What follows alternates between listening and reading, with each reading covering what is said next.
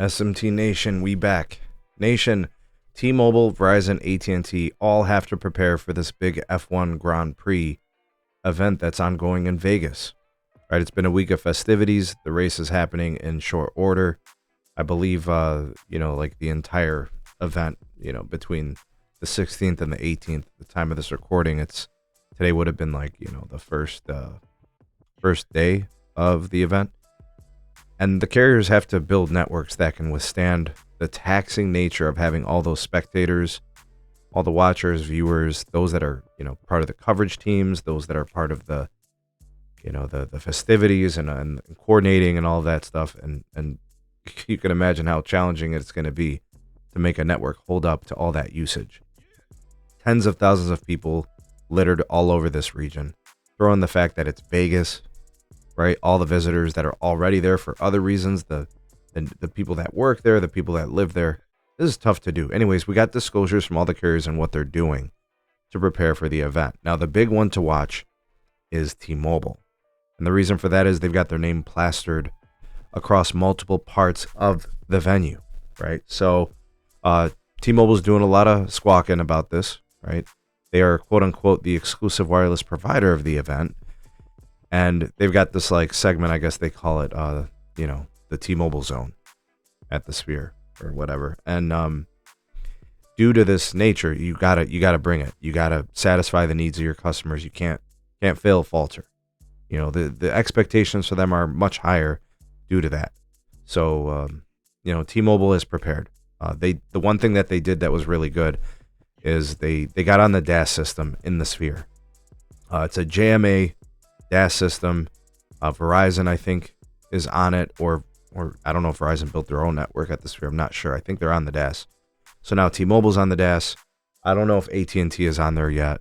They might not be. So that means two of the three are, and there's plenty of capacity. T-Mobile is saying that they've got speeds over 1 gigabit per second, like 1200 meg on the downlink and 158 on the uplink. So that leaves AT&T as the odd man out on that DAS. Additional supports from the T-Mobile network. They've got 7 COWs. COW stands for Cells on Wheels. And those are temporary sites. So as soon as that event is over, T-Mobile, transport will come back and pick those up and relocate them for storage or wherever else they need to go. Those will be strategically placed, in the locations where most of the people are located, right? They want to try to offload as much as possible away from the base network. They also upgraded and did enhancements across like almost 24 locations: Paris, Horseshoe, Planet Hollywood, all those different areas, the airport, MGM Grand. They're trying to support. So I'm really glad that they did this. They took it seriously. I guess they've been working on this for several months.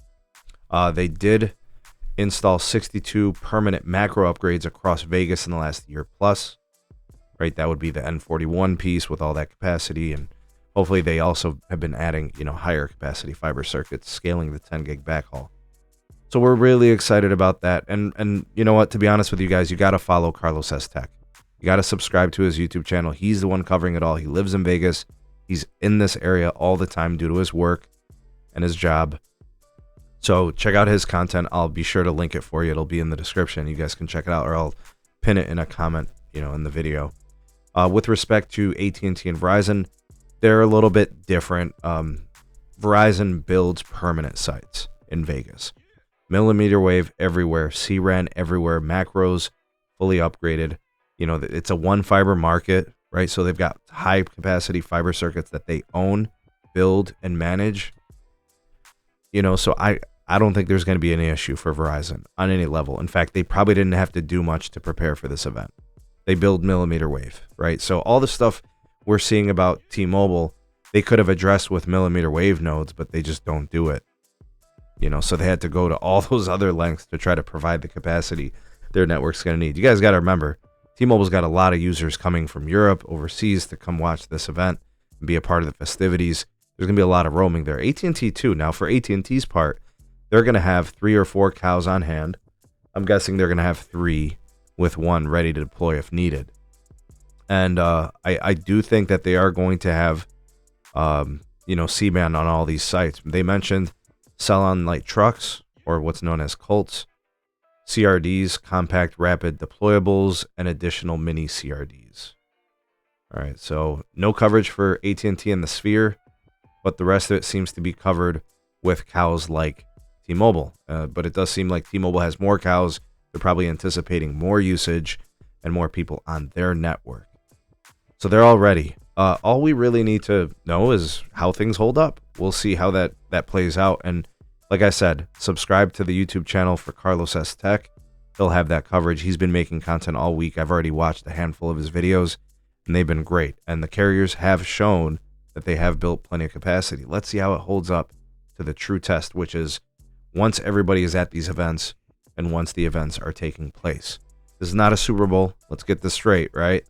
This is not 70, 80,000 people in a stadium or 100,000 people in a stadium, right? It's a little bit more spread out, and it's not that size of the event.